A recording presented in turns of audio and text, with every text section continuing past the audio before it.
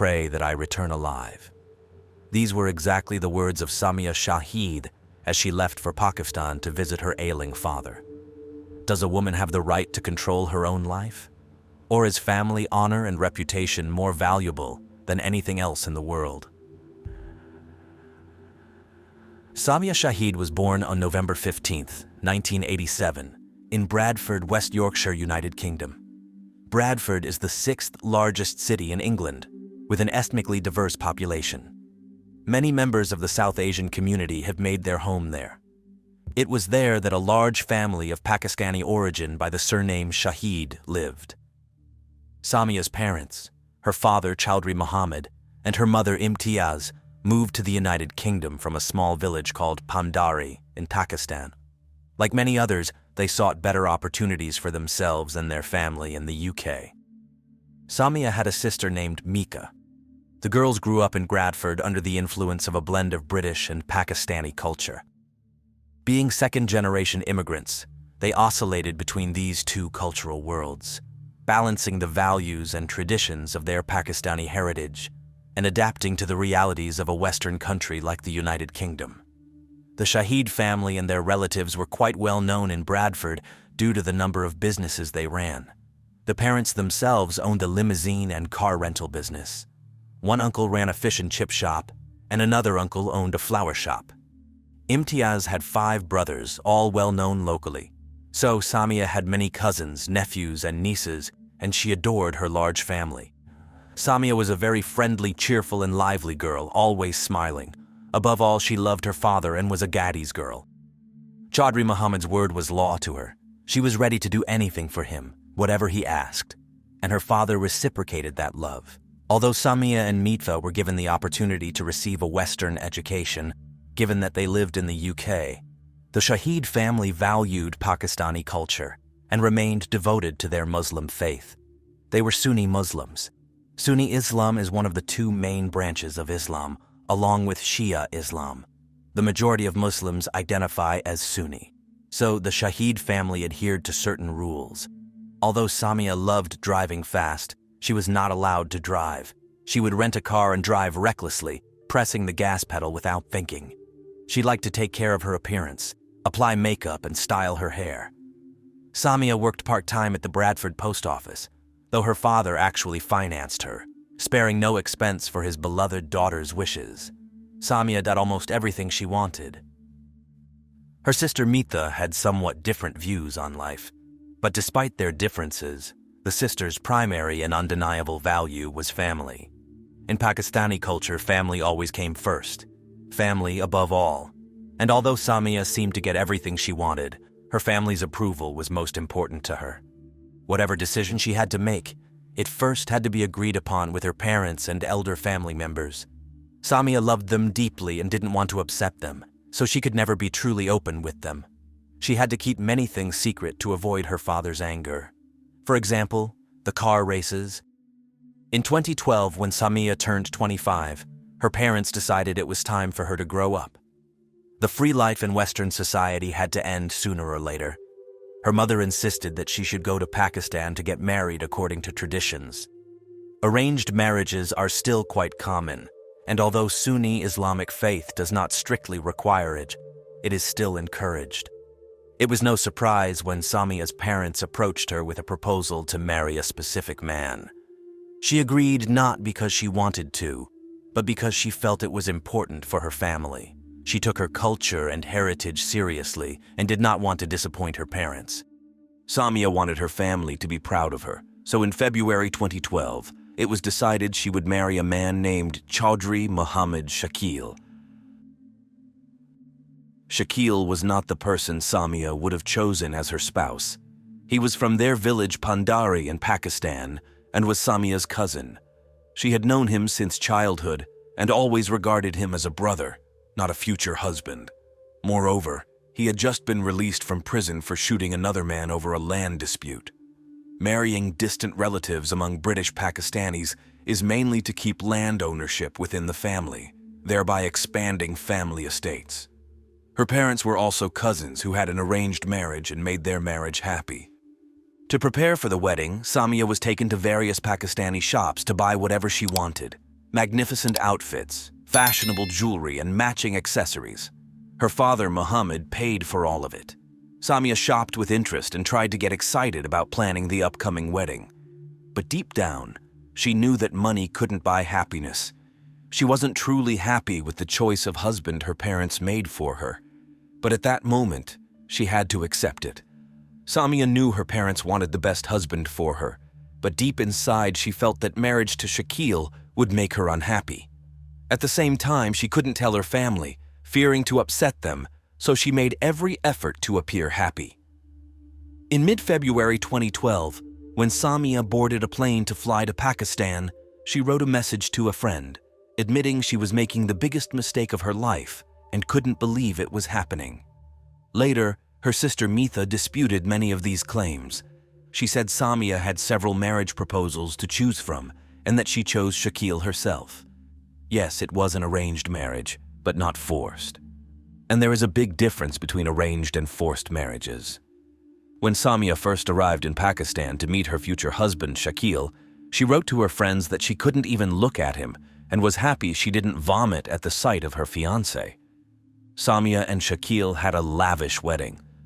Many guests from Bradford came to Pakistan to congratulate the young couple and celebrate the joyous event. On February 27, 2012, a 4-day ceremony began with over 1,000 guests. As a wedding gift, Muhammad gave the newlyweds their own house, next to the family home in Pandari. After the wedding, Samia and Shakil moved into this house and lived together as husband and wife. The young wife couldn't reconcile with the idea of changing her life and settling in this small village. Nevertheless, Samia lived in this house with her husband for 4 months before returning to Bradford in June 2012 without her husband. Shakil stayed in Pakistan, waiting for immigration documents. Samia returned to England to apply for a spousal visa for her husband so he could become a British citizen. But she was in no hurry. Samia and Shakil's wedding in Pakistan was a nikah ceremony, a formal marriage contract according to Muslim customs. According to Sharia principles, this is considered a registered marriage and implies an agreement between a man and a woman made before witnesses and a cleric. However, British law requires specific legal steps to recognize such a marriage. One of these is holding a civil ceremony in the UK and obtaining a marriage certificate legally confirming the marriage.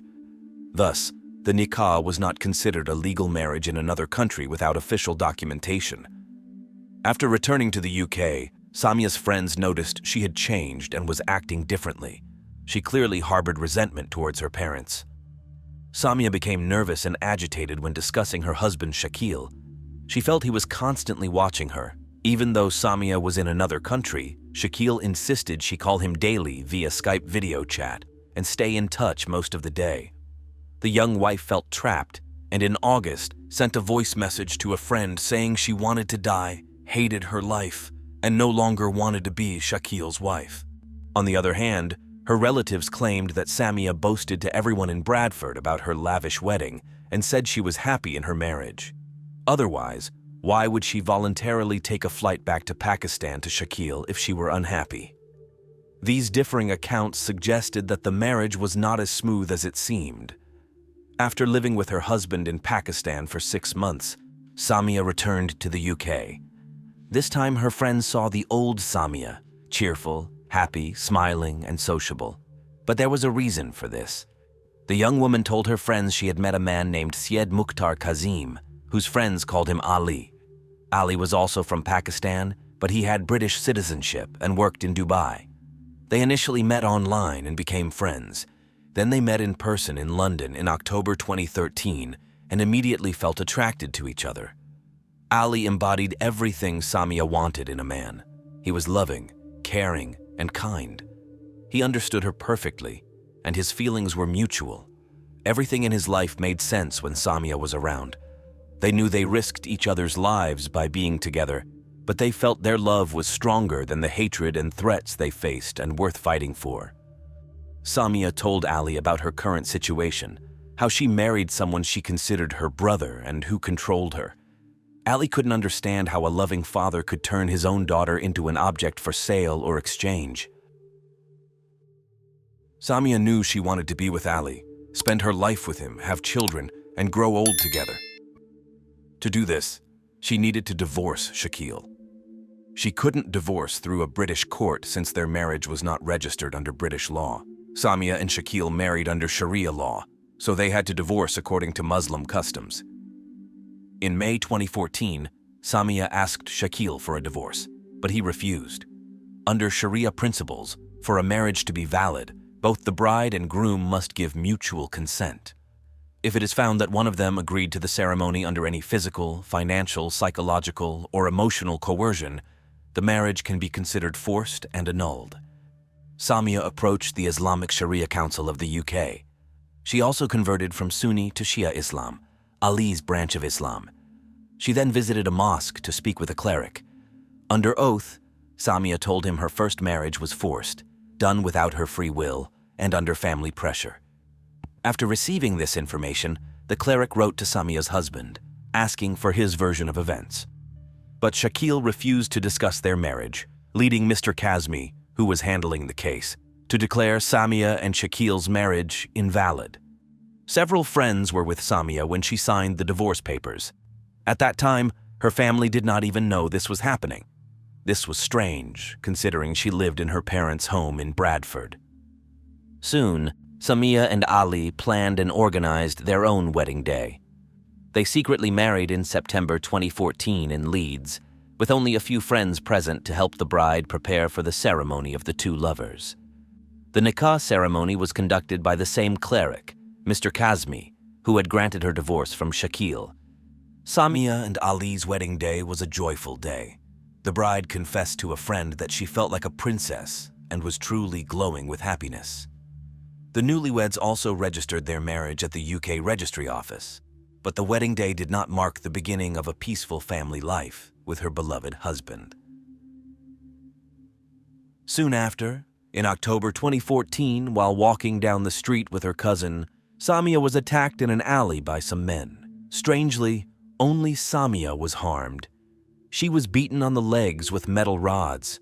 It was clear that the attack was planned in advance, and that the victim was not chosen at random. The girls immediately reported the attack and the injuries to the police. Samia's legs were covered in red and purple bruises. This attack was likely organized by people who knew her family and was likely due to her marriage to Ali. The secret was apparently out.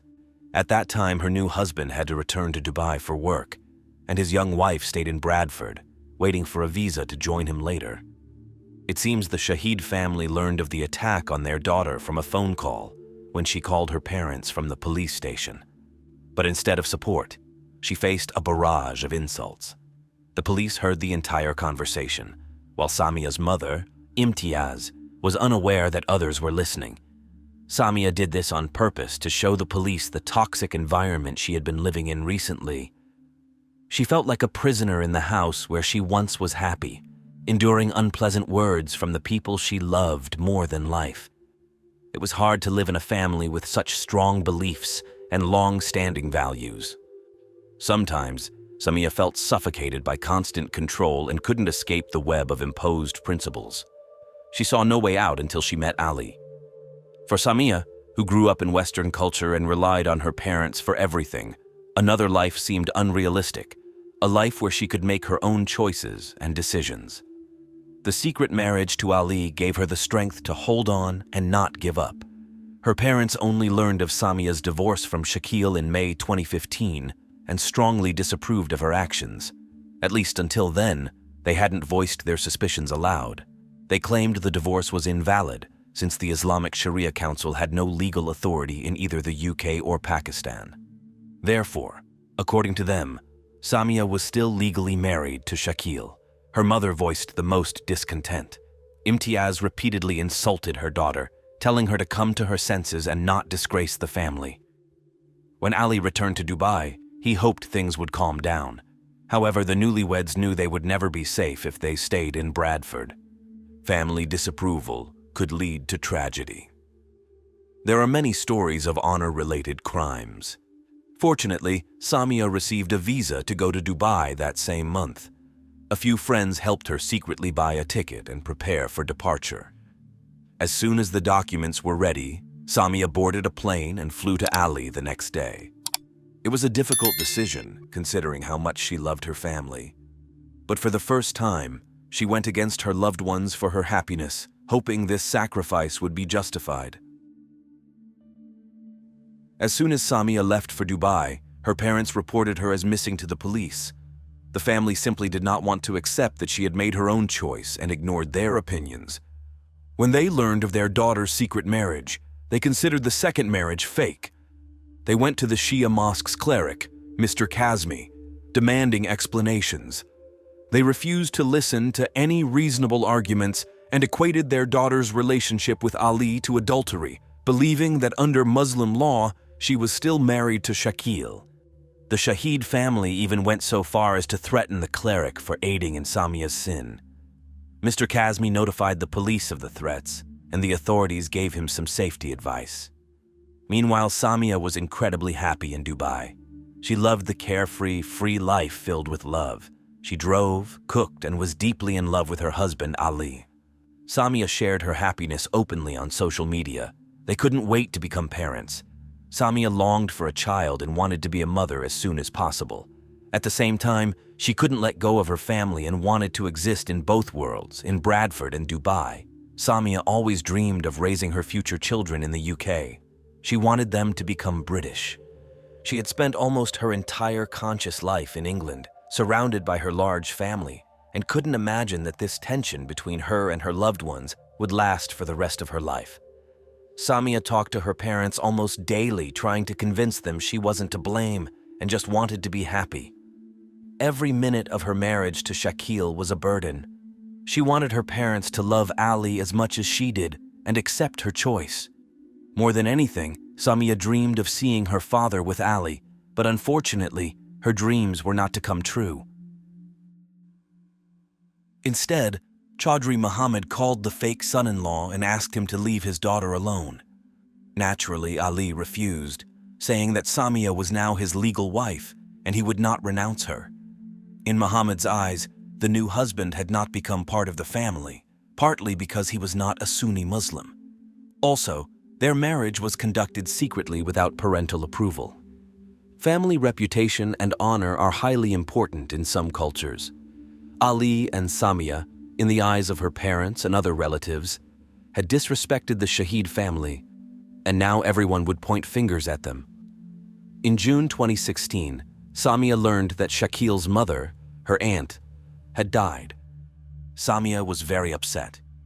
She loved her aunt and wanted to go to Pakistan for the funeral. But she knew the trip would be risky and dangerous, especially since many, including Shakil's relatives, felt she had disrespected them and brought shame to the family. Ali advised against the trip, and she agreed it was better to stay in Dubai. Her father, Muhammad, also struggled with health issues.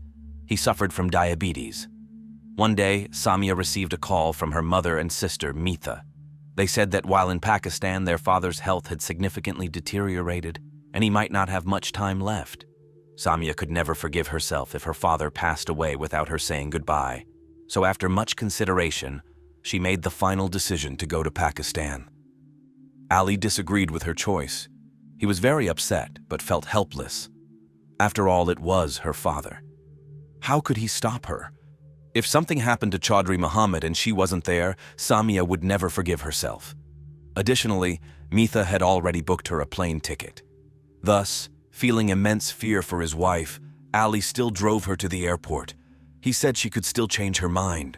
Excited about the upcoming reunion with her loved ones, whom she hadn't seen in a long time, Samia assured her husband that she would be fine. They said their goodbyes. Samia boarded the plane and on July 14, 2016, flew to Pakistan. Before her flight, she sent a message to a friend saying, "Pray that I return alive." On her first night in Pakistan, Samia stayed at a friend's house. She left her documents and return ticket there for safekeeping. Throughout her stay, she stayed in constant contact with Ali, assuring him of her safety. She spent all her time in Pakistan with her family. On July 18th, she visited her aunt's grave with her father. On July 19th, Ali told her about a bad dream he had, to which she replied, asking him to pray for her safe return to Dubai. She was supposed to fly home in 2 days, but on July 20th, Samia stopped responding to messages. Ali's messages remained unread, and this silence worried him greatly. That evening, a distressed man called the Pandari police station, reporting his daughter's death. When the police arrived at the address, they found a woman's body at the bottom of the stairs. She was dead, and it was Samia. Her shoes were lying nearby, her handbag was at her feet, and her face was covered with a black scarf. Her eyes were closed, and foam was coming from her mouth. The caller identified himself as Samia's father, Muhammad. He told the officers that his daughter lived in this house with her husband, Shakil, and pointed to the stairs from which she had fallen and died. When the police asked where Shakil was, the father shrugged and said he didn't know. No one had seen him since Samia's death. A few hours later, Samia's mother and sister arrived in Pakistan, having heard of her death. An autopsy was immediately conducted, after which the young woman's body was handed over to her relatives. The Shahid family buried Samia the same day she died. Since the police report stated no injuries or visible signs of violence were found on the body, her death was not considered suspicious. Hasty burials are not unusual, as Muslim traditions and Sharia law require immediate burial if there is no dispute over the cause of death. News of Samia's death spread quickly, but reports were conflicting. Some said the young woman died of a heart attack or asthma attack, while others claimed she fell down the stairs and broke her neck. Local news agencies reported that Samia committed suicide due to severe depression over not having children, but her family denied this claim. Ali received a call from Samia's cousin, telling him she died of a heart attack. Ali didn't believe it at first, thinking it was a sick joke that they were just trying to keep her in Pakistan. He took the first flight to be with his wife. When he realized Samia was truly dead, he went to the Pandari police station and reported that his wife had been killed. Ali explained how Samia left her first husband, Shakil, and how her family was furious about it. His story clearly changed the police's perspective on Samia's death. They speculated it might have been an honor killing but could do nothing since the body had been buried. When news of the mysterious death of a young British woman spread in England, representatives of a news channel contacted Samia's father, Muhammad. In an interview, he insisted that his daughter was happy in her marriage and that her husband's name was Shakil. He completely denied the existence of Ali, calling him a blackmailer. Eventually, Ali received a copy of Samia's autopsy report. It stated that a reddish-brown bruise was found around her neck, and the cause of death was listed as strangulation. Male semen was also found inside her body. It is suspected that the police were initially bribed to conceal the true cause of Samia Shahid's death. Ali immediately held a press conference in Pakistan, showing the media photographs of the bruise on his wife's neck. He wanted what happened to Samia to be widely known, so he could find out how she died and who was responsible. Following this, Ali required 24-hour police protection as he began receiving numerous death threats. Samia's friends in the UK were also proactive. They contacted a member of parliament from Bradford, Naz Shah, through their acquaintances. The MP wrote directly to the Prime Minister of Pakistan, informing him of Samia's death and daring to call it an honor killing. Only then did Pakistani police begin a thorough investigation into Samia Shahid's death. Naz Shah's intervention had consequences. 2 people from Bradford were arrested for threatening the MP.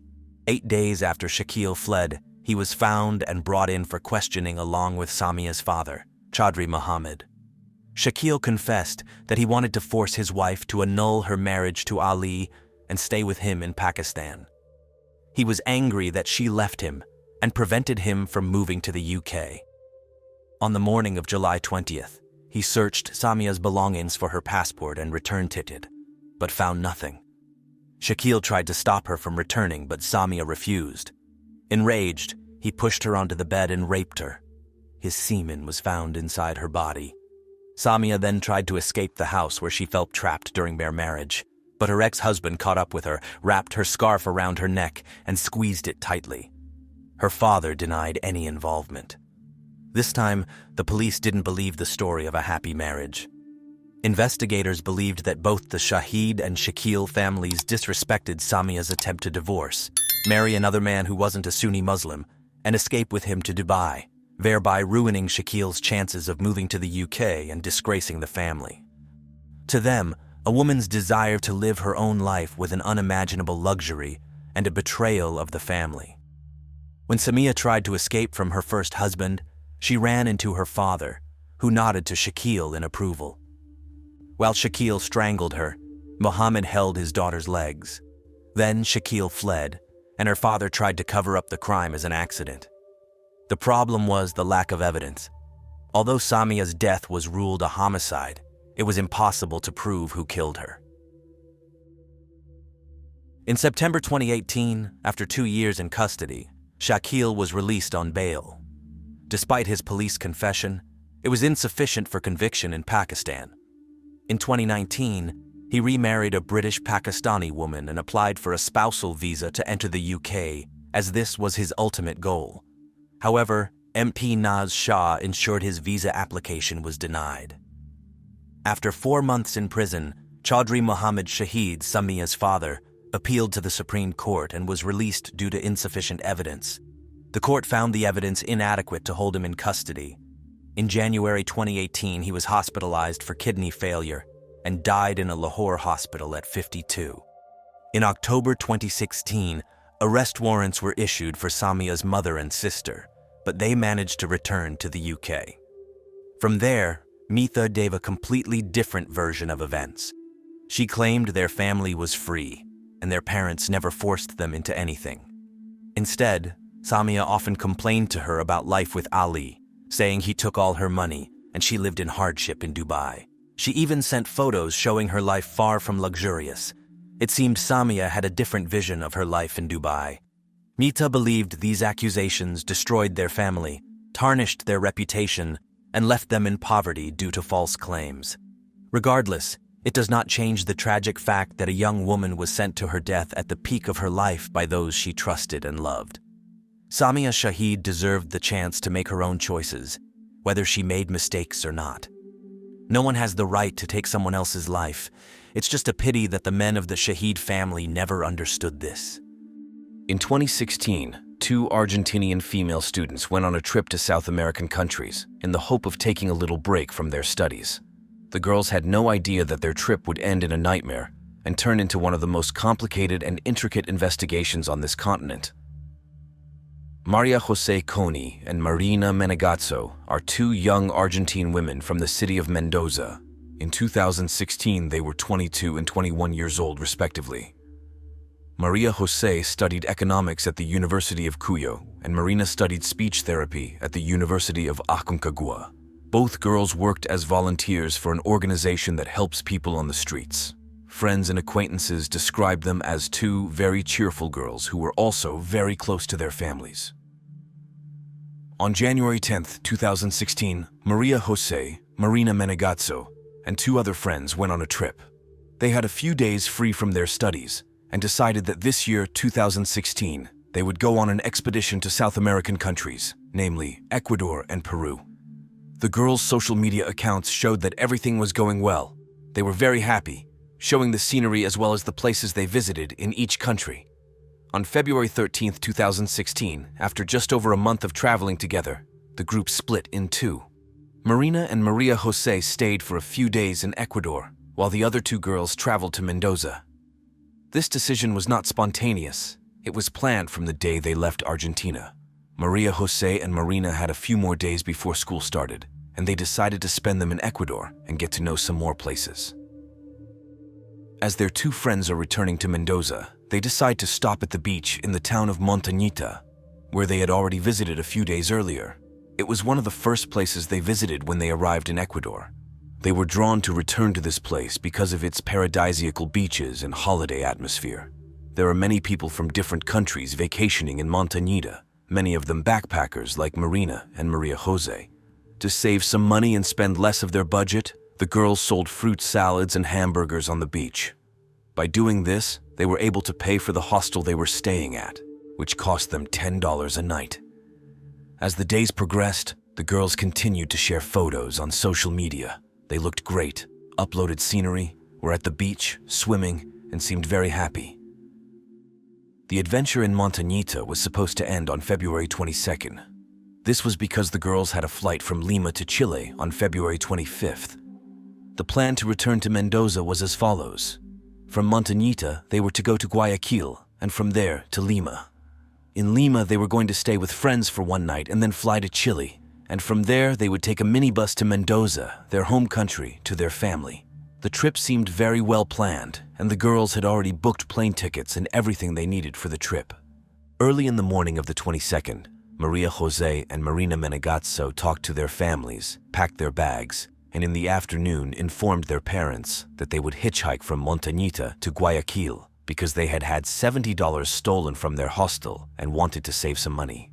According to the relatives, they offered to send them the money, but the girls refused, telling them not to worry. Maria Jose and Marina Menegazzo also assured them that they would have no communication for the next few days, so it would be very difficult to reach them. Apparently, the families thought they would be able to talk when they were in Lima at a friend's house, or perhaps before their flight, but this did not happen. In the afternoon of February 22nd, all communication was lost.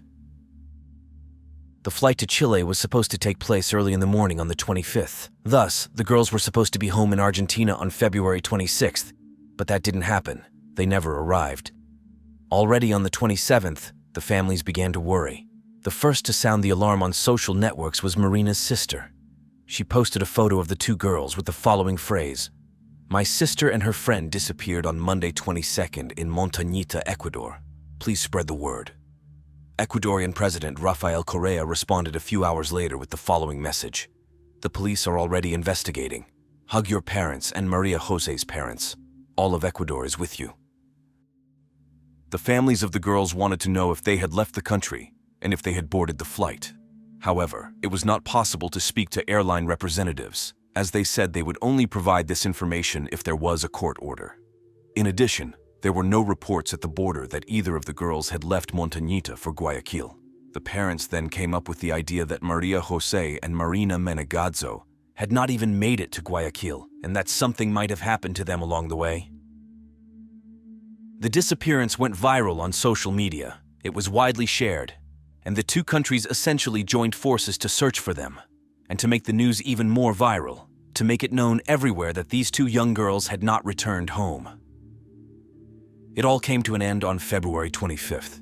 That was Thursday, and Maria Jose's body was found in an area about 200 meters away from the beach. And on Sunday, February 28th, Marina's body was found.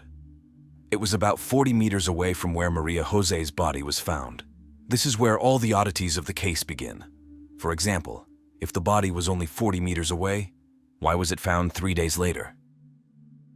In order to determine the day of death of the girls, an autopsy had to be performed. It should be noted, this will help us further, Maria Jose's body was found by a man. He said he went into the area to urinate and found the body. Both girls were wrapped in bags in a sack and wrapped in ropes.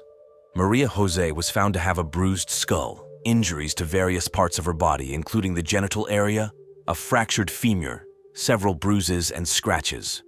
Marina suffered 6 sharp force injuries. The wounds were inflicted from her chin to the first cervical vertebrae. She also had several abrasions on her face and on various parts of her body. To add to this, the girls had wounds on their wrists, due to which it is believed that they were bound.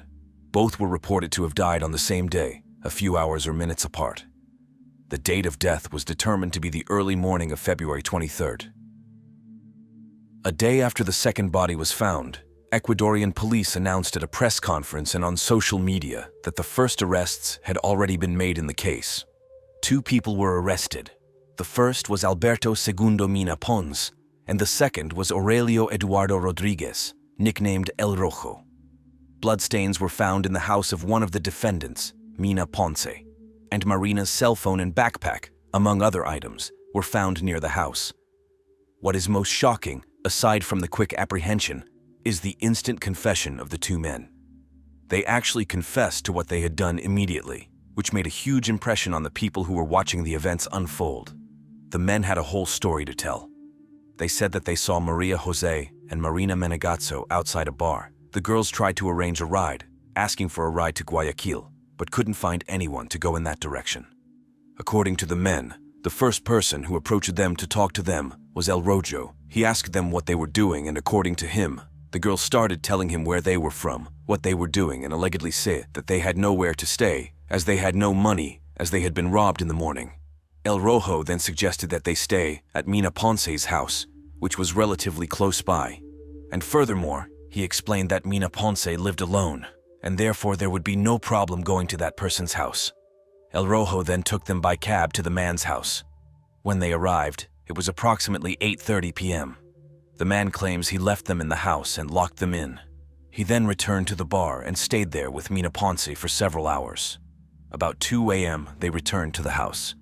The girls were there and asked them to go with them to buy sodas.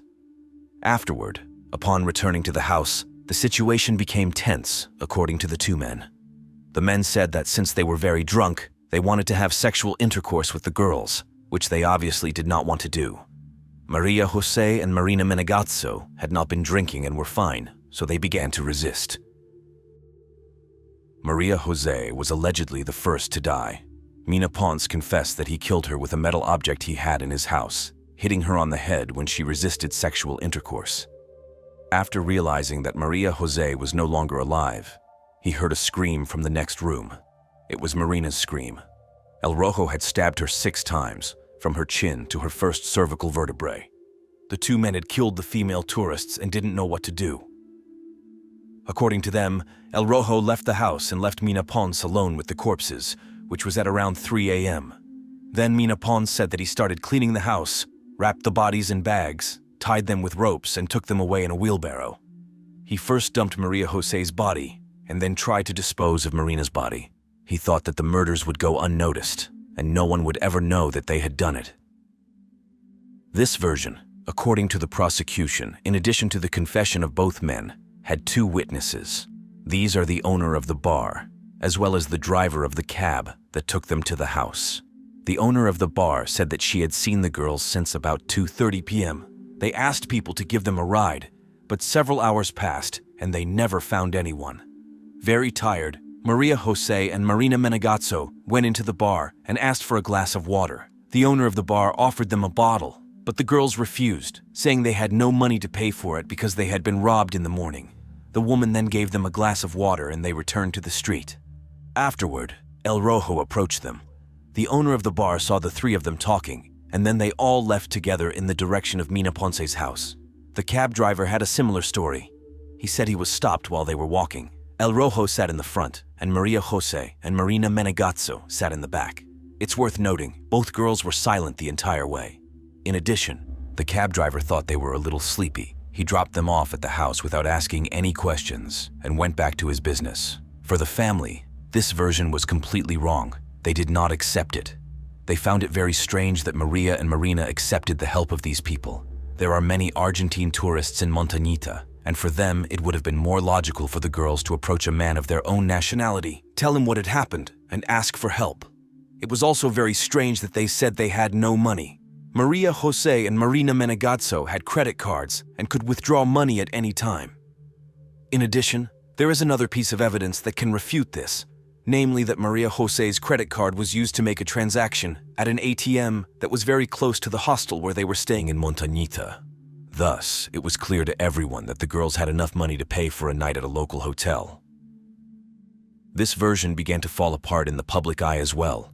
The brother of one of the victims said that when the Ecuadorian police brought him to the scene of the crime in the house, he saw used syringes lying on the floor. When he asked about the syringes, they magically disappeared. They were not even photographed at the crime scene, and the experts who examined the scene denied their existence. For the family, the 2 men were just a front for something bigger, like a human trafficking business.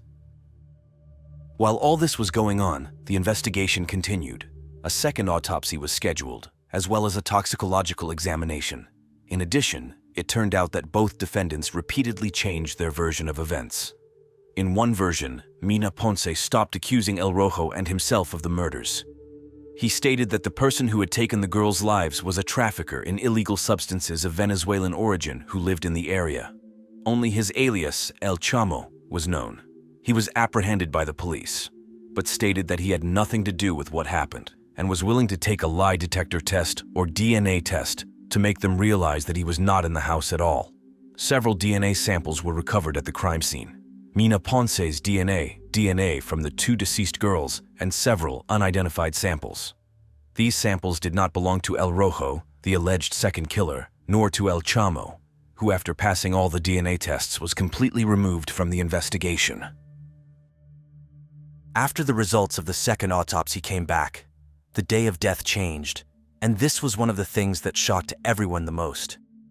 While Maria Jose's date of death was still February 23rd, Marina's date of death changed to February 25. This means that when Maria Jose's body was found, Marina was probably only a few days away from death. It may also explain the reason why, despite the fact that they were found only 40 meters apart, Marina's body was not found on the day Maria Jose's body was found. This was a very strange circumstance, and people concluded that perhaps Marina had been kidnapped, abused, and beaten during those 2 days. Ecuadorian police actively claimed that they had not found Marina because of the rain. But when checking weather records on the day Maria Jose was found, it was not raining. So a second autopsy may be very credible. Other facts were discovered. The bruises and scratches that Maria Jose had were only on one side of her body, as if she had been thrown from a moving car. It was also found that the girls had injuries in the genital area, which confirms the violence. In addition, something very strange was discovered. Maria Jose had a fractured femur, as was already evident in the first autopsy, but no injury that could have caused it was observed. Even more surprising was the toxicology analysis. The girls were under the influence of illegal substances. A substance was found in their bodies which, when mixed with alcohol, forms a mixture capable of depriving a person of their own will. This explains why Maria Jose and Marina Menegazzo got into the cab so easily, why they were silent the whole way, and why they looked tired or sleepy. Their family described them as very cautious and responsible girls, so none of this was in keeping with their character. Now, after toxicology analysis, it can be argued that these men had somehow drugged the girls with illegal substances.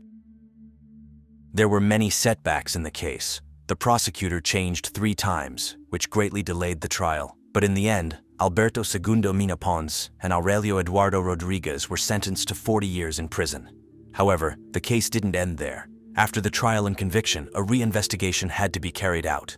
Recall that there were several DNA samples in the house that had not yet been identified.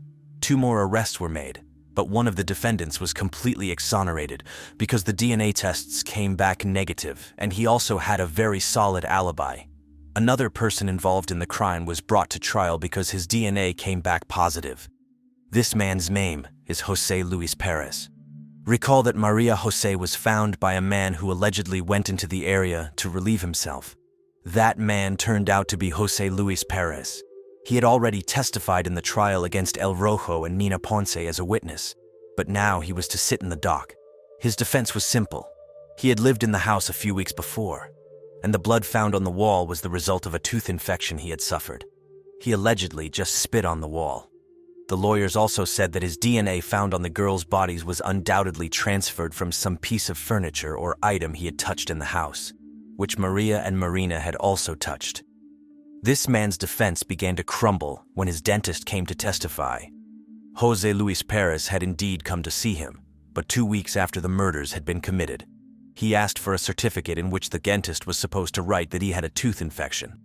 But the doctor did not want to give him the certificate because he had examined him and saw that there was nothing wrong with him. The man said that Jose Luis Perez insisted, but in the end, he just sent him away. At those words, the man's defense collapsed. To top it all off, it was too much of a coincidence that he had found the body of the first girl. It was a very long process, and only in November 2019 the verdict was handed down against Jose Luis Perez. He will also have to serve 40 years in prison for the murder of the girls. We can say that this case is solved, but it is only half solved because there are still DNA samples that need to be identified. And there are still a lot of questions. What happened on the night and early morning of February 23rd in this house? What happened to the girls? What happened to Marina in the 2 days she was alive and Maria Jose was not? Were there other people, and how were they kidnapped? How were they captured? Was it all planned? All of these questions are left hanging in the air, and the families of both girls continue to fight for justice in this case. The disappearance of 27-year-old Kelly caused shock and alarm to her loved ones when she suddenly failed to show up for work on October 12, 2013. Her colleagues tried to contact her, but her cell phone was silent. The girl was also inactive on social media, which was suspicious. She never let her phone out of her hands before. Kelly simply disappeared, and loved ones contacted the police to file a missing persons report. Detectives began an investigation that revealed many curious details, and the story was getting more and more complicated. Kelly Dwyer was born in 1986 in Lincolnshire, a suburb of Chicago, to a family that loves her. In 2002, when Kelly was 16 years old, her parents decided to divorce but remained in a warm relationship for the sake of their daughter. Her parents' divorce was a traumatic event that greatly affected her life. A year after the divorce, she graduated from high school not knowing what she wanted to do with her life. Taking a temporary break before going to college, she worked part-time in a restaurant. In 2008, at the age of 22, Kelly decided to take a big step and move to another city to start a new life. She chose Milwaukee, Wisconsin, which was about an hour away from Chicago and reminded her of her hometown. The town was imbued with the true spirit of America. Milwaukee was the largest city in Wisconsin by population, offering great opportunities. Kelly quickly made new friends, went to college, and got a job as a yoga coach to pay for her tuition and housing. Additionally, she occasionally worked as a nanny to cope with financial hardship. As a young girl, Kelly loved to visit all the trendy, interesting, and popular places in the city. She enjoyed her life and made big plans for the future. The last time she saw her father was a month before she disappeared. He was coming to Milwaukee to visit his daughter. At that time, Kelly had already graduated and was working as a yoga trainer and sales clerk at a sportswear store. Her co-workers, who were her friends, really liked her for her fun and upbeat personality. Kelly seemed to be happy and content with her life. She loved her job and had been dating a guy named Chris Zock for a year. Chris Zock was a 38-year-old successful IT manager for a trucking company. He had graduated from Boston University with a degree in international business in 2009. For work, he relocated from New York City to Milwaukee. Chris was a hard-working, decent guy with a good family.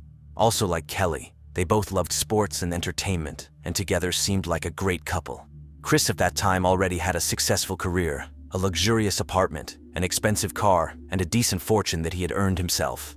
His father liked the guy, and he seemed like a great match for Kelly. During the investigation, detectives determined that the missing person had no enemies or ill-wishers who could harm her. All of her belongings were left at home, ruling out the possibility that she had run away. What was disturbing was the lack of any activity on her bank accounts and phone. Therefore, police officers had a feeling that the girl was in trouble. The last person to see her on October 10, 2013 was her boyfriend, Chris. So the investigators invited him to the station for a conversation. The boyfriend said they met at his luxury apartment in Lafayette Towers, spent time there, and left around 8 p.m. The couple headed to a small bar that was located across the street from the apartment building. There, Chris and Kelly socialized with other people and had a drink. Cheerful, they returned to his apartment around 2:30 a.m. and went to bed. At 9 a.m., Kelly left and they never saw each other again. Chris emphasized that he did not consider Kelly as his girlfriend. According to him, they had an open relationship, and he was truly in love with another girl with whom he saw his future. This caused the investigators to wonder. Chris's story looked quite plausible, but something was suspicious in his words and behavior, so the police decided to take a closer look at him. Detectives found friends who were with the couple that night and interviewed them. They confirmed that they had a great time together, first at the bar and then they went outside, ordered a pizza because they were hungry, and ate it right on the bench. Kelly was in a good mood and shared her plans for the next day, which was her day off. The girl planned to get a full week's worth of sleep, do yoga, do laundry, and rest. Chris and Kelly then left for home. A little later, her friend came over, whom the couple invited for another drink. She said that she felt uncomfortable being in Chris's apartment. She had a few drinks, felt the tension within the couple, and left.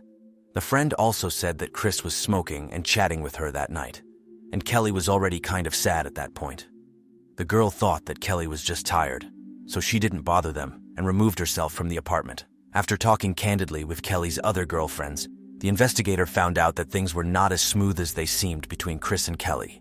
Kelly was truly in love with him, but Chris didn't seem as interested in the relationship. He wasn't making any joint plans with the girl for his life, and that worried Kelly. Missing believed that Chris was having an affair on the side and they would break up soon. Therefore, Kelly did not believe that they had a future and started looking for options for herself on the side. She registered on a dating site and began to correspond there with different guys, but has not yet met them in real life, hoping to normalize relations with Chris. Her friends told her that they noticed bruises on Kelly's arms and neck. They wondered where the bruises came from, but the girl always turned the conversation into a joke, calling it a crazy night, and immediately changed the subject. Her friends suspected that they might have been signs of violence, but Kelly never confirmed it. By then, the CCTV footage from Chris's house had already been analyzed. They showed the couple drunk at night returning to the apartment, but the girl never left it again. The footage contradicted Chris's story that Kelly left his home at 9 a.m. the next morning. It turned out that another friend of Chris's had been at the apartment that night and said he had been using illegal substances with Chris. Based on this information, detectives obtained a search warrant for the apartment and went to Chris's house. Inside, they did find various substances, pills, pipes, and other items, and arrested Chris for possession. The detectives also noticed another oddity: a torn curtain in the bathroom. The curtain was missing, and the hooks on which it was hanging were damaged, as if the curtain had been ripped off by force. During the interrogation, the guy was calm and confirmed that he had taken substances but did not distribute them. The police got access to the detainee's cell phone and began to study it. Inside were frightening materials: photos of a girl naked and unconscious on his bed, as well as a video of the guy raping the unconscious girl and seemingly strangling her. Suspicions arose that Chris was drugging the girl with substances and becoming intimate with her. These materials were entered into evidence in the case of Kelly's disappearance. The police then visited Chris's apartment again with a dog that is trained to find dead bodies. The dog responded to the bed and bathroom in Chris's apartment, then pointed to the front door. It later led law enforcement officers to Chris's car, which was in the parking lot, as well as to garbage cans. At that point, investigators were already certain that the missing person was dead, and Chris became the prime suspect in the case. She spent the last minutes of her life in his apartment. Then the boyfriend took her body out and drove her away in a car. It remained unclear how he was able to discreetly carry her body out to the car without being caught on any of the 28 CCTV cameras.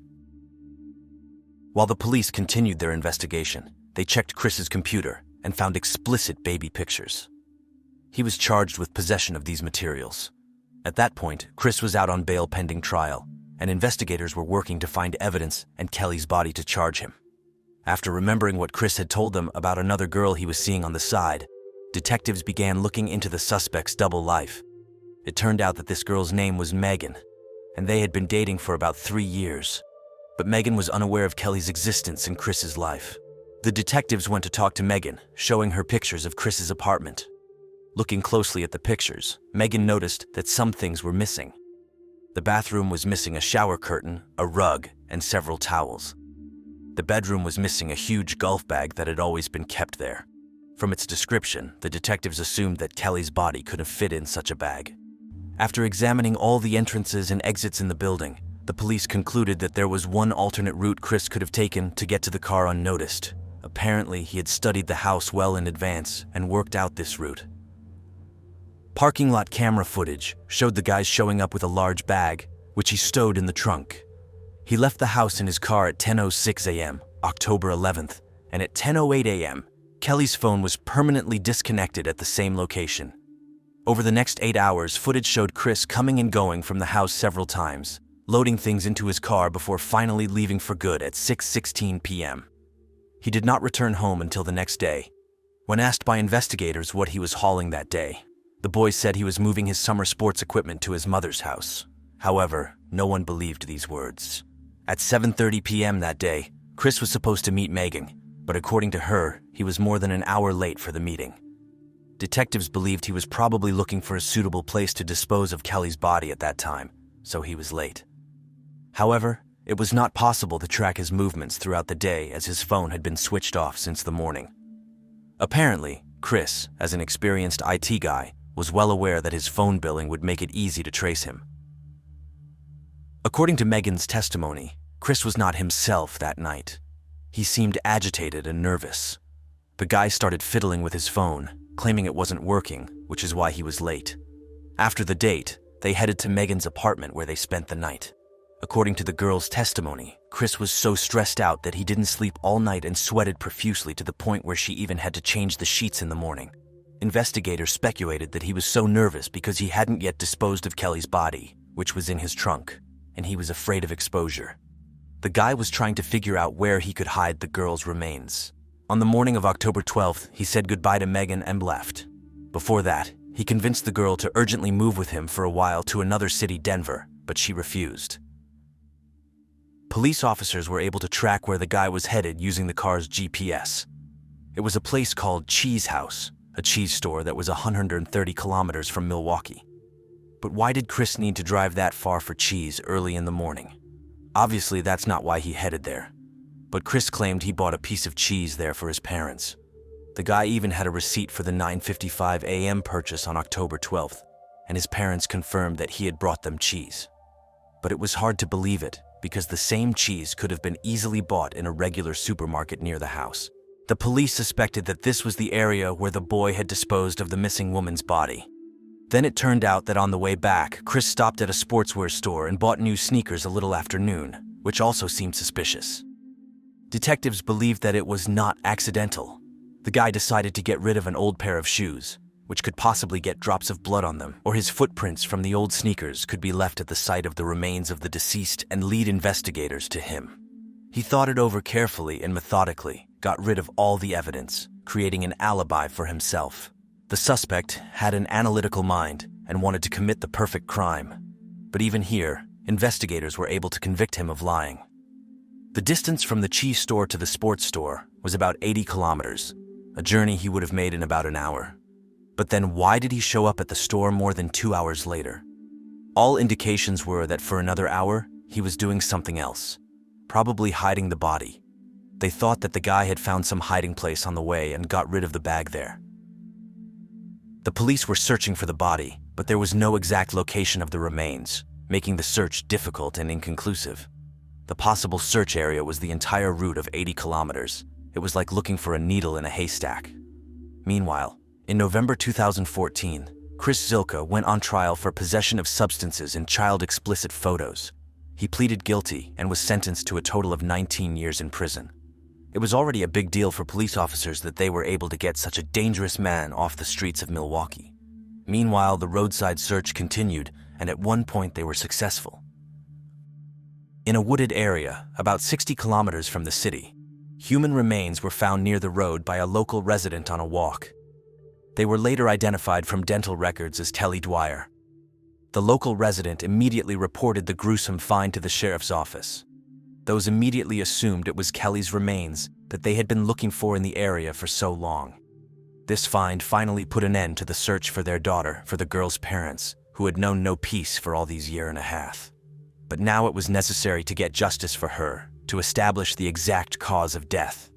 It was impossible to determine the cause of death from the skeleton, but medical examiner assumed that the girl was strangled, but the pressure was not strong, so the hyoid bone was not broken. There was no evidence at the site where the body was found, nor was there a torn curtain, mat, towels, or even a bag. However, the position of the body was very unusual. The skeleton was found face down, with one arm under the torso, and the legs were bent, as if the body had been in a confined space for some time after death. This further confirmed that Kelly had been hidden in that golf bag. Chris was caught on his house cameras with that bag, and also driving down that road and being able to dispose of the body. But all of this was circumstantial evidence. There was no direct indication that Chris had done it. So the detectives kept working on the case. They were in no hurry because the suspect was already in jail. In the end, he wasn't charged until 5 years after Kelly's disappearance. The charges were negligent homicide and hiding the body. The police had no way of proving that the murder was premeditated. They assumed that on that night happened about the same thing that investigators found in the video. The guy got intimate with her, got carried away with the strangulation and strangled the girl. He then ripped off the bathroom curtain, rug, towels, wrapped the body, put it in a bag, did a thorough cleaning of the house, and removed the body. Chris insisted he was innocent of Kelly's murder. At the trial, CCTV footage was shown, Chris's cell phone footage of the strangulation was shown, and the results of a canine inspection of his apartment were presented. Megan, who testified against him, appeared at the trial. She revealed that he was unusually nervous during the day and was late for a meeting. Also appearing at the trial were Chris's ex-girlfriends who claimed he had an unhealthy relationship with choking and rough sex that frightened them. The defense, on the other hand, argued that there was simply no direct evidence against the accused in the case, and the prosecution was based on guesswork and speculation. Chris had no arrests or convictions prior to the substance possession story. He was a successful IT professional, a valued employee at work and with a decent family. He just wasn't capable of murder. It turned out that not all the CCTV footage had been preserved before the trial. Therefore, the prosecution could not prove with certainty that the deceased had not left the house. The defense even presented a witness at trial who said he saw a girl who looked like Kelly the weekend after she disappeared, in another guy's car. He had previously seen her on TV as a missing person, but the witness wasn't 100% sure it was Kelly. All of this allowed the lawyer to suggest that the girl had successfully left Chris's apartment and was later trapped by one of her new dating site boyfriends. Regarding the dog, defense counsel stated that there is no way to verify what exactly alerted this dog. It wasn't even videotaped. Therefore, it depends entirely on the opinion of the police officer describing the experiment with the dog, and his position may be subjective. The prosecution, however, parried that the experiment with the dog was conducted as objectively as possible in the presence of many police officers, and everyone on the spot agreed with the results of the experiment. And the witness probably saw another girl in the car. Kelly at that time had already stopped contacting, did not answer calls, messages, did not keep her pages in social networks, which was not like her, which means she was already dead at that point. The prosecutor convinced the jury that Chris was behind the murder. There was no one else to do it. But he, being very clever, carefully thought it all out and got rid of the evidence, so they can't provide direct evidence of his involvement. The jury took a long time to reach a decision, but eventually found him guilty of first-degree negligent homicide and hiding the body. The victim's family and the prosecution called for the maximum possible sentence of 48 years in prison. The defense attorney asked for the sentence to be commuted and stopped at 22 years. In December 2018, 43-year-old Chris Zaka was sentenced to 31 years in prison, including 26 years for manslaughter and 5 years for hiding the body. Chris Zaka is currently incarcerated at the Green Bay Correctional Facility, Wisconsin. He will be eligible for parole in 2065 when he turns 90 years old. Chris was clearly unhappy with the sentence and tried to appeal, but the appeals were rejected. The family of the deceased is pleased with the sentence, which will essentially be a life sentence for him.